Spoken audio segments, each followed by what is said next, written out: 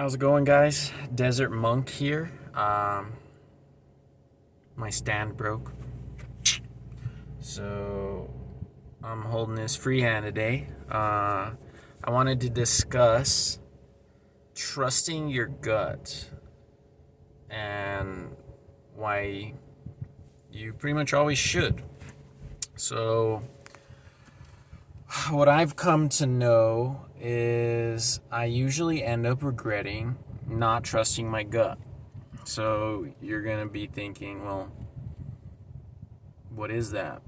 What's your gut? And the best way I could put it is your gut is all your deepest core experiences you've had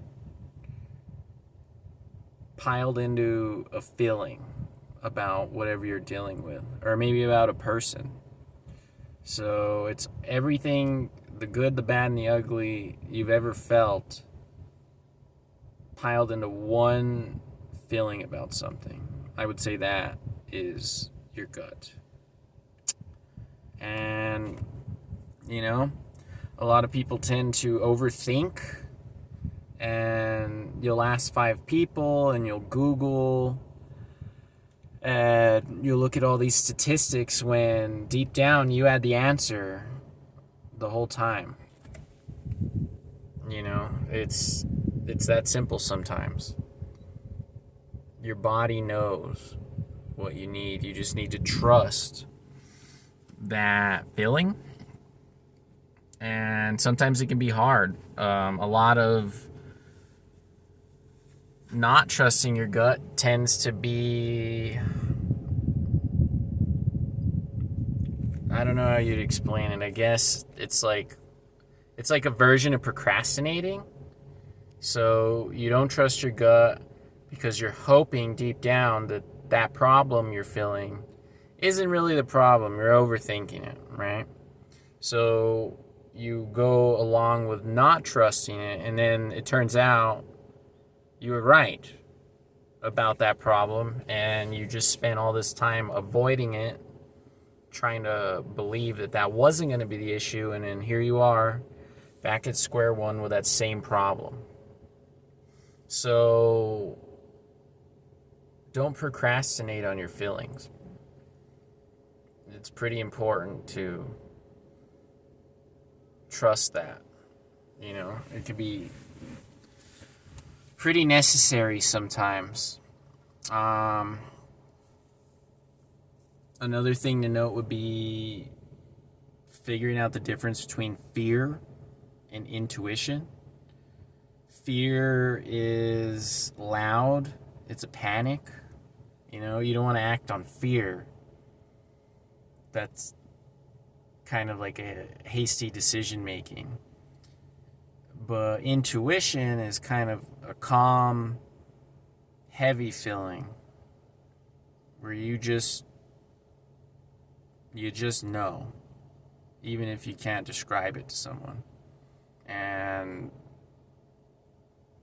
it's really important that you don't mute that and go with the loud instead. You know, a lot of people act out of panic when they should have just calmed down and listened to themselves and listened to what their body was telling them. I have an example. So not too long ago, my air conditioning went out. It's an older unit. I kind of looked over it myself, and I did have a gut feeling that, yeah, it's past its best years. It's an old air conditioner, and it probably just needs to be fully replaced. But I was hoping that it maybe just needed a cleaning or some minor repairs. So I put a bunch of money in to that, hoping to fix the solution. And by the end of it all, I paid the tab for the cleaning and this and that, and the air conditioner didn't work any better than it did before. And the service techs were basically like, yeah, it needs to be replaced. There's certain parts that are just out of date that we couldn't even get a hold of now anyway. So if I trusted my gut with the feeling that this just needed to be replaced, all that money I had spent in trying to repair the AC could have just gone straight away into replacing it and would have saved time and a little bit of money in a way, right? Because that money that was spent could have went straight to that. So trust your gut, folks. It's important, and you usually end up paying for not trusting it in the long run. And that doesn't mean never take someone's advice. You know, some people do have good points when they're trying to tell you what you should do, or maybe some experience they've went through that was similar to yours and this is the outcome they got. Like, that's always good. But I will tell you this. If you trust your gut and fail, you have something to learn from. You can remanage all those feelings you had before you made that decision and kind of like figure out what went wrong and what went right. But if you trust someone else's advice and fail, you're never learning anything from that. You're just going to be resentful to the person that gave you the advice that you took. You know, you're never going to get to the root of what happened here. And what happened was you didn't trust your gut. So there's no reason to be upset with the person that gave you advice. If you were going to get upset with the outcome afterwards, you should have never took their advice in the first place. You know, you have to take it with a grain of salt. So listen to yourself, and it's going to work out better than if you were to just do whatever everyone else had in mind for you. You can get a lot done yourself. And that's what people need to remember, is that you're important and your decisions have value, and you shouldn't be trying to suppress that value for what someone else wants or what someone else thinks you should do. You have to go with what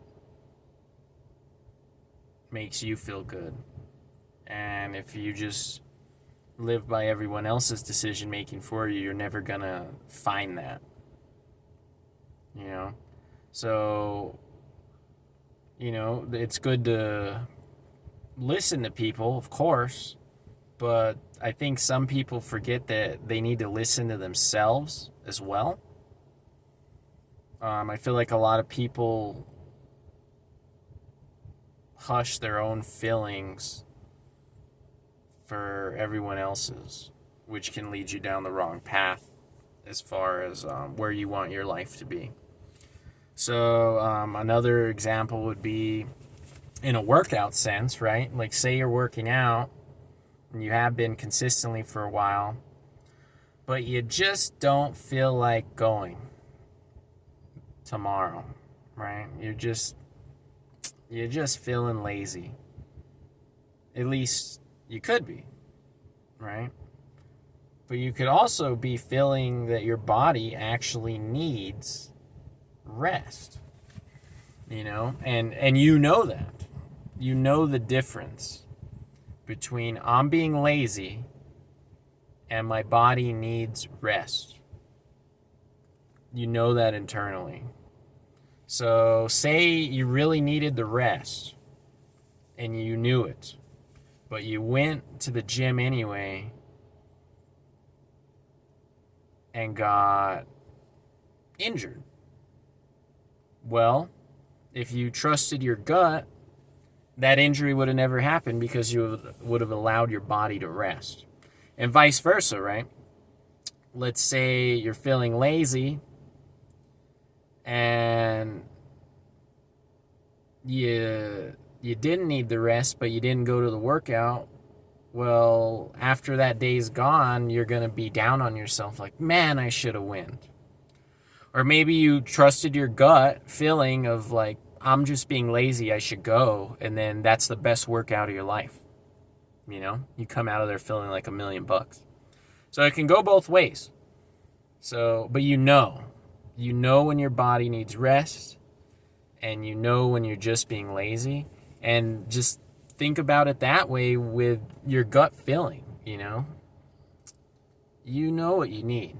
You just need to listen to yourself sometimes and give yourself the peace and quiet and peace of mind to let yourself internalize what you're feeling, so you can then decide which way to go before you get 10 opinions on it.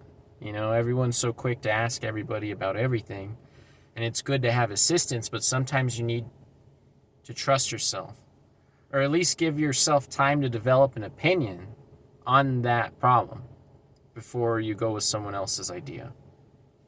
So I'll leave you guys with that. If you want to drop in the comments a time you didn't trust your gut and it didn't go well for you. Doesn't have to be anything crazy, but I'm curious if you want to leave a little comment about that in the comment section. I'd appreciate it. I'm the Desert Monk. It's good to be back, and I will see you guys in the next round. Peace.